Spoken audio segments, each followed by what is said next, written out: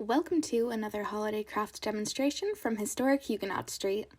This week, we will be learning how to make a fun and fragrant craft that hails from medieval times. The Middle Ages were a time of widespread disease, and many people during this period believed in the healing powers of aromatherapy, or healing through scents. In hopes of warding off illness and summoning good fortune, people would stud citrus fruits with whole cloves and hang them in their homes. These studded citrus fruits came to be known as pomander balls. Pomander balls made their return during the Victorian era, this time serving as a festive holiday decoration to fill the home with warm, soothing smells. Today, you can learn how to create your own pomander ball to keep your home smelling warm and citrusy this holiday season. For this craft, you will need the following materials: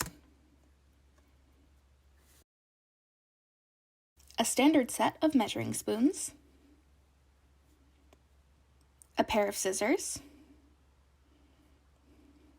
string, like twine, you can also use ribbon, a citrus fruit, I'm using a clementine for this craft, ground allspice, ground cloves, whole cloves,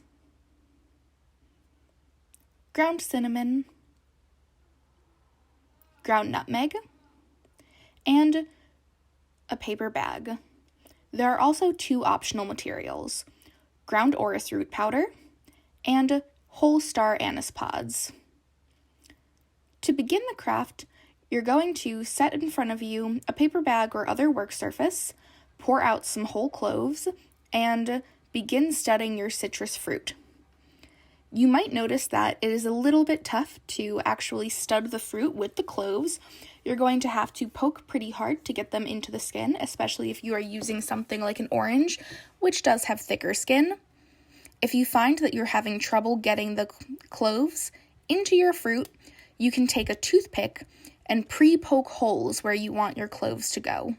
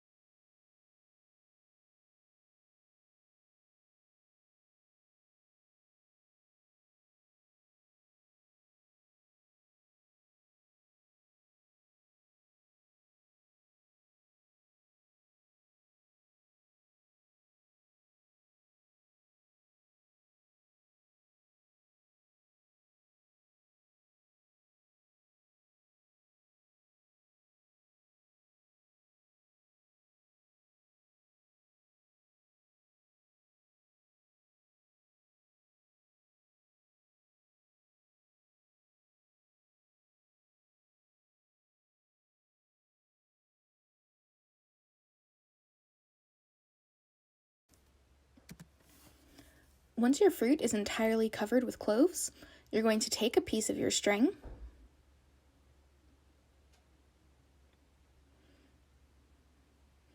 and you're going to tie it securely around your fruit.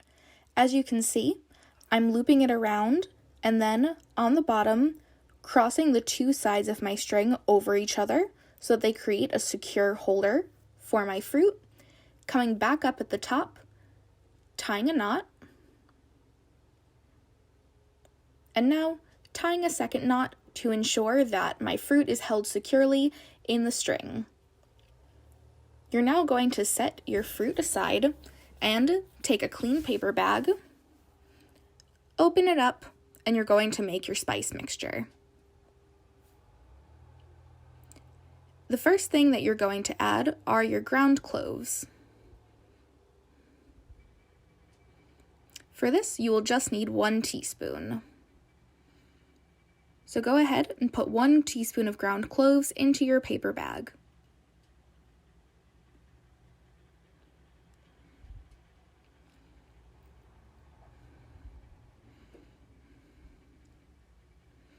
You're now going to add 1 teaspoon of ground cinnamon into the bag.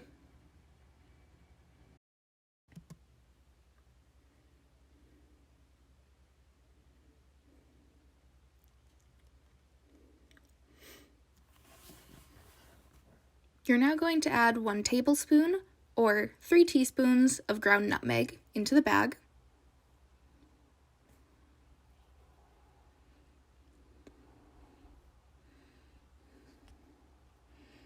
After your nutmeg, you're going to add a tablespoon of ground allspice as well. Again, if you can't fit a tablespoon into your container, 1 tablespoon is 3 teaspoons.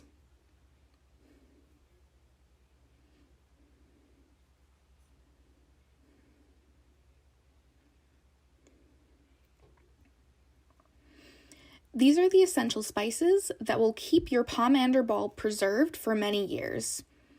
Now, I mentioned earlier that the orris root powder is optional. This powder, though difficult to find, will help with the preservation process.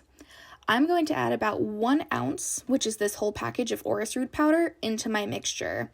However, if you can't find orris root powder, you can replace it with granulated sugar, and that will help with the preservation process. Once all your spices are in the bag, toss them around to ensure that it's all mixed together, and then you're going to put your pomander ball into the mixture. Before putting mine into the mixture, I'm also going to do another optional component, which is to take my whole star anise pods and tie them onto the string of my pomander. This is purely for decoration. You don't have to do this. If you do choose to use star anise pods for decoration, you may also choose to superglue them onto the pomander ball itself if you desire.